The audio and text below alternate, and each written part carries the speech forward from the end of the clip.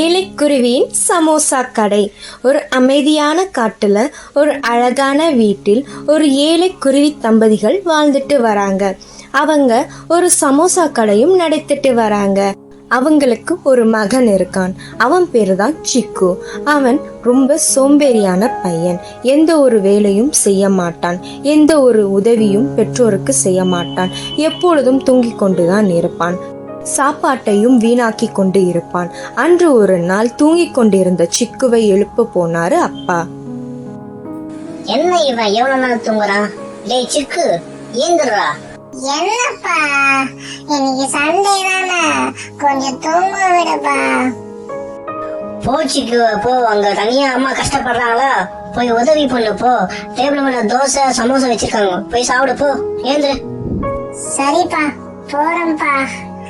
எப்பா பார்த்தாலும் தோசை சமோசா, எப்பா முடியலப்பா உங்ககிட்ட.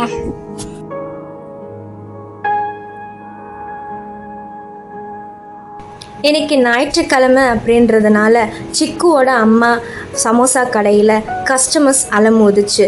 நிறைய விற்பனையும் ஆயிட்டு இருந்தது.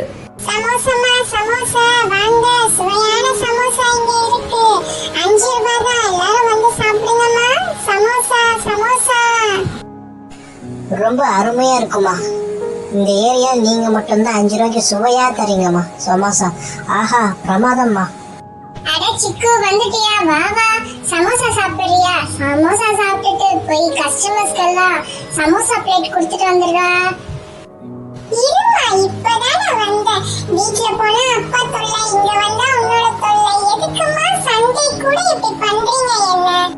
இல்லடா செல்லம், கஸ்டமர்ஸ் நிறைய பேர் இருக்காங்கல்ல, போய் குடுடா செல்லம், அம்மாக்கு ஹெல்ப் பண்ணு. சரிம்மா, குடு. சிக்கு 2 பிளேட் சமோசா பார்சல். கொஞ்சம் போயிட்டு நீயே வீட்டுல போய் கொடுத்துட்டு வந்துடுறியா? மாமா ஒரு அவசர வேலைக்கு போயிட்டு இருக்கேன். காக்கா மாமா இப்படி கேட்டுக்கிட்டதும் சிக்குவும் என்ன பண்ணா, சமோசாவெல்லாம் எடுத்துக்கிட்டு காக்கா மாமா வீட்டுக்கு போய் டெலிவர் பண்ண போனான். அப்போ காக்கா மாமாவின் குழந்தைகள் எல்லாம் பசியில வாடி கிடக்கிறத பார்த்து சிக்கு ரொம்ப வருத்தப்பட்டான்.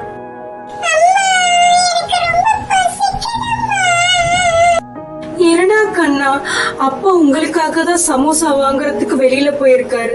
அவர் வந்துட்டோம், அது வரைக்கும் கொஞ்சம் தண்ணி குடிங்க.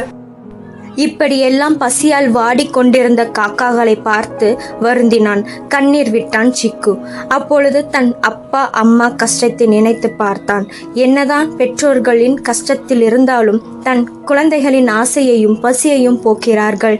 இதை உணர்ந்த சிக்கு இனிமேல் தன் பெற்றோருக்கு உதவி செய்ய வேண்டும் என்று முடிவெடுத்தான். சமோசாவை காக்காக்களுக்கு கொடுத்துவிட்டு புறப்பட்டான்.